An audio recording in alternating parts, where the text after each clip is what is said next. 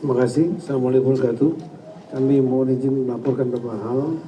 Yang pertama mengenai anggaran belanja tidak terduga untuk 52 kabupaten kota dan provinsi dari Bapak Presiden sebagai tambahan sebanyak 268 miliar. Kami cek sudah diterima semua oleh 3 provinsi masing-masing 20 miliar, kabupaten kota 4 miliar, 52 kabupaten kota, dan sudah digunakan sesuai arahan yang sudah kami sampaikan, diantaranya untuk kepentingan perorangan-perorangan. Sudah, untuk itu kami mengucapkan terima kasih banyak kepada Bapak Presiden, Bapak Mensesnek dan Pak Menseskap yang bekerja sangat cepat, dan Menteri Keuangan. Kemudian dari daerah-daerah juga langsung mengirimkan sejumlah dukungan anggaran, ada juga berupa barang. Terima kasih banyak ini kepada Kalimantan Timur 7,5 miliar, kemudian dari Jawa Barat juga sudah memberikan sebanyak 7 miliar, kemudian dari Sulawesi Utara 1,5 miliar, Kalimantan Utara 1 miliar, Sulawesi Selatan 4 miliar, Jawa Tengah 1,3 miliar, Jawa Timur Bu Kofifa langsung turun 5 miliar, kemudian NTT 1,5 miliar, Sumatera Selatan barang senilai 2,6 miliar, Banten 3 miliar, Kalteng 3 miliar, Sulawesi Barat 1 miliar, kemudian DKI 3 miliar langsung ke kota Lok Sumawe dan kebutuhan-kebutuhan lain dalam bentuk barang, Maluku Utara 2 miliar, Bengkulu 4,3 miliar, dan Gorontalo 1 miliar. Total 43 miliar ditambah dengan asosiasi pemerintah kabupaten yang dipimpin oleh Bupati Lahat Pak Bursa Sanubi, turun langsung ke sana lebih kurang 5 miliar, jadi lebih kurang 48 miliar. Kemudian kami juga dari Kemendagri membentuk 9 tim dari Dukcapil ke 3 provinsi mulai 10 Desember kemarin untuk mempercepat layanan pengurusan dokumen-dokumen Dukcapil seperti akte kelahiran, KTP yang hilang dan lain-lain. Memungut bayaran sudah diturunkan. Kemudian untuk besok ada rencana dari 3 menteri, yaitu Pak Anwar Sirait, Mendagri, dan Menteri Hukum, yang akan melaksanakan groundbreaking inisiasi dari Bapak Menteri PKB Pak Anwar Sirait. Ini dukungan dari beberapa yayasan, yaitu hunian tetap. Hunian tetap kami sudah mengecek untuk lebih dari 10 hari mengenai lokasi-lokasinya, jadi 2.600 unit ini tanpa BBN, Aceh 1.000 unit, Sumut 1.000 unit, dan Sumbar 600 unit. Besok hari akan ada groundbreaking di Kota Sibolga, Tapanuli Tengah, dan Tapanuli Selatan. Kita akan turun langsung sana. Kemudian selanjutnya saya juga mengucapkan terima kasih kepada Menteri Keuangan, khususnya Dirjen Bea Cukai, serta Kementerian Perdagangan yang telah mempercepat untuk mengeluarkan pakaian dari kawasan ekonomi yang untuk kepentingan bencana. Totalnya tahap pertama lah 106.000 untuk Aceh, nanti hari Senin akan diserahkan, dan kemudian ada 100.000 yang gelombang keduanya untuk Sumut, Sumbar, dan Aceh. Yang terakhir yang kami sampaikan adalah mengenai masalah kantor desa yang rusak. Itu ada, ini penting untuk pemerintahan, total semuanya ada yang rusak ringan 360 di Aceh, Sumut, maupun Sumbar, tapi ada juga yang rusak berat yang 25. Khusus yang rusak ringan ini akan kita lihat kemampuan daerah apakah mampu. Kalau tidak mampu kita akan ambil alih, dan untuk yang rusak berat nanti kami akan ajukan kepada Menteri PU. Kami mengucapkan terima kasih banyak dalam kesempatan ini atas kekompakan semua Pemda dan beserta unsur Forkompinda serta semua pihak yang telah bergerak sehingga bekerja dengan sangat cepat, dan kita lihat sudah banyak hasilnya. Terima kasih.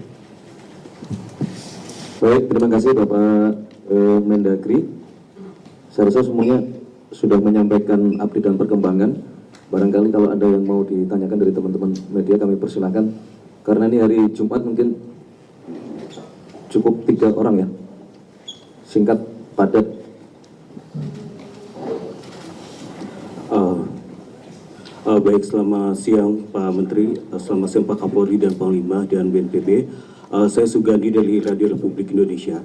Pak, pemerintah belum memutuskan untuk menerima bantuan internasional.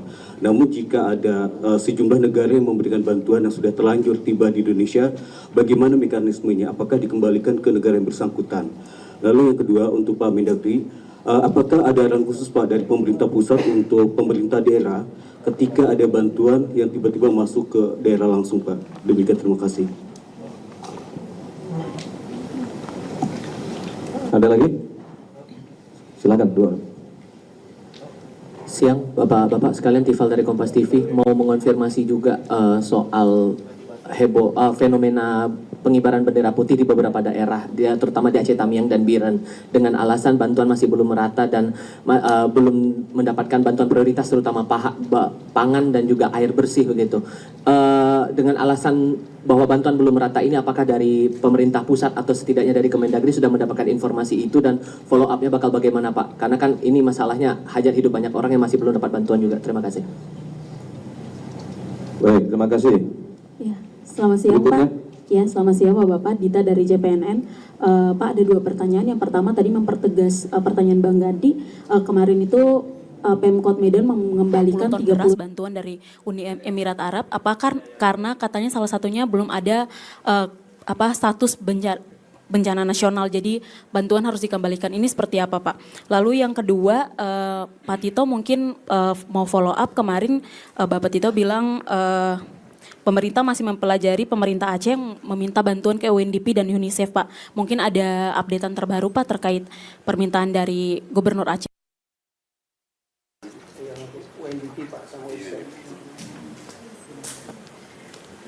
Baik, cukup ya? Pak, izin dong Pak, satu lagi Pak. Hah? Izin tanya lagi Pak. Ya, cukup, 1. Izin Pak, Agnes dari Berita 1, izin mau tanya mengenai pemanfaatan kayu gelonggongan banjir dari pemerintah ini kedepannya akan seperti apa dalam hal pembersihan dan pemanfaatan? Karena kan saat ini banyak beredar, masyarakat sudah mulai mau memanfaatkan bahwa tidak boleh sembarang digunakan. Dari pemerintah sendiri kedepannya akan seperti apa dalam pembersihan ini Pak? Kemudian untuk skema pembayaran dari hunian tetap yang dibangun oleh pemerintah, ini sepenuhnya ditanggung pemerintah seterusnya, atau mungkin nanti kedepannya ketika sudah mulai pulih, sekian persen akan ditanggung oleh masyarakat, atau bagaimana sih Pak untuk hunian tetap pembayarannya begitu? Makasih. Baik, berkenan Pak Menko, Pak Mendagri untuk menjawab pertanyaan.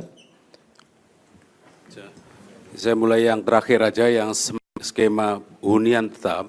Itu adalah hunian tetap itu dibangun sepenuhnya oleh pemerintah. Untuk sementara di era tanggap darurat itu kita kalau tidak bisa langsung hunian tetap maka dibangun hunian sementara. Tapi kalau bisa langsung hunian tetap, langsung dibangun hunian tetap. Itu adalah tidak menjadi beban dari warga yang terdampak, ya.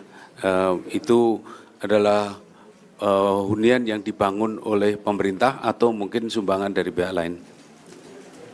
Itu saya yang terakhir. Baik, saya izin menambahkan saja untuk menjawab beberapa dengan masalah misalnya tadi tentang pemanfaatan kayu. Jadi beberapa hari setelah kejadian bencana di 3 provinsi, Kementerian Kehutanan telah membuat surat edaran yang ditujukan kepada seluruh pemerintah provinsi maupun pemerintah kabupaten kota berkaitan pemanfaatan kayu-kayu jika akan dipergunakan untuk kepentingan rehabilitasi, termasuk untuk kepentingan kalau pembuatan hunian sementara maupun hunian tetap. Jadi sudah diatur regulasinya dan sudah disampaikan kepada pemerintah provinsi maupun pemerintah kabupaten kota. Jadi kalau masyarakat ingin memanfaatkan tentunya dikoordinasikan dengan pemerintahan terkait di setiap jenjangnya. Itu yang berkenaan dengan masalah kayu ya. Kemudian Pak Mendagri, ada berkenan menjawab tentang bantuan-bantuan Pak Mendagri? Ya, makasih. Yang pertama mengenai tadi, mohon maaf, mengenai pengibaran bendera putih ya. Jadi adalah menurut kami adalah wujud aspirasi warga dalam menghadapi situasi bencana yang dialami. Kami mendengar, pemerintah mendengar, memahami berbagai kritik, masukan dan sikap masyarakat terhadap upaya pemerintah Indonesia dalam penanganan bencana di Sumatera. Nah, dengan segala kerendahan hati kami minta maaf ya, bila ada kekurangan yang ada. Memang kendala yang dihadapi cukup besar karena medan yang cukup berat ya. Namun sebagai pemerintah Indonesia, kami berkewajiban untuk terus bekerja, mengatasi berbagai kendala, memperbaiki kinerja, dan secepatnya memenuhi kebutuhan darurat saudara-saudara kita di Aceh, Sumatera Utara, dan Sumatera Barat. Uluran tangan dari warga masyarakat telah banyak bantu upaya tahap darurat di Sumatera. Untuk itu kami mengucapkan terima kasih kepada semua pihak yang telah tulus membantu masyarakat Indonesia atas urunan tangan dan usaha gotong royong dilakukan. Kita terus bersama-sama dalam bingkai soliditas kebangsaan dan kemanusiaan untuk segera memulihkan. Kemudian yang kedua berkaitan dengan surat tadi disampaikan oleh Gubernur Aceh, kami sudah mengecek yang UNDP dan UNICEF kerja berkomunikasi dengan pemerintah Aceh bahwa surat itu sudah kami baca ya, dan juga ada tembusannya ke Kemendagri. Surat itu ditandatangan barcode, jadi tandatangan elektronik ya. Dan Pak Gubernur Pak Muhammad Zakir Manaf ini menyatakan di melalui media bahwa beliau tidak mengetahui itu. Jadi staf yang menyampaikan surat tersebut ya, kami cek sepertinya Sekda yang mengirim karena adanya tawaran. Dan kemudian kami sudah mengecek juga langsung ke UNDP dan UNICEF ya, apa kira-kira bentuk bantuan yang akan dapat diberikan dengan adanya surat dari pemerintahan Aceh. Nah, yang paling mungkin kalau tidak diterapkan dalam status bencana nasional adalah counseling, terutama untuk anak-anak dan wanita. Nah ini yang sedang kita bicarakan dalam bentuk counseling yang bentuknya seperti apa, sebanyak apa, sebesar apa, itu yang akan kita pertimbangkan. Tapi itu kira-kira komunikasi sudah kami lakukan baik dengan pemerintahan Aceh maupun dengan UNDP dan UNICEF. Kemudian berkaitan dengan tadi ada bantuan dari United Arab Emirates, kami langsung berhubungan dengan Duta Besar United Arab Emirates yang menyampaikan kepada kami tadi malam bahwa yang diberikan itulah bantuan 30 ton berasal bukan dari pemerintah United Arab Emirates, tapi dari Red Crescent, jadi bulan sabit merah ya, semacam PMI itu, bulan sabit merah di United Arab Emirates. Jadi non-government organization. Berasnya sudah dikirim saat itu akan diserahkan kepada wali kota Medan, Pak Riko. Namun kemudian Pak Riko menyampaikan belum ada kejelasan mengenai mekanisme penerimaan dari internasional. Dipikir oleh Pak Wali Kota inilah dari pemerintah, government to government, yang belum ada mekanismenya. Sehingga kemudian beras ini diserahkan kepada, atas kesepakatan, kemudian diserahkan kepada Muhammadiyah Medical Center. Dalam rangka bencana ini Muhammadiyah membuat suatu center untuk kemanusiaan di Medan, dan itu beras ini sekarang sudah ada di tangan Muhammadiyah, dan nanti Muhammadiyah yang akan membagikan kepada masyarakat. Demikian. Terima kasih. Jelajahi cara baru mendapatkan informasi. Download Metro TV Extend sekarang.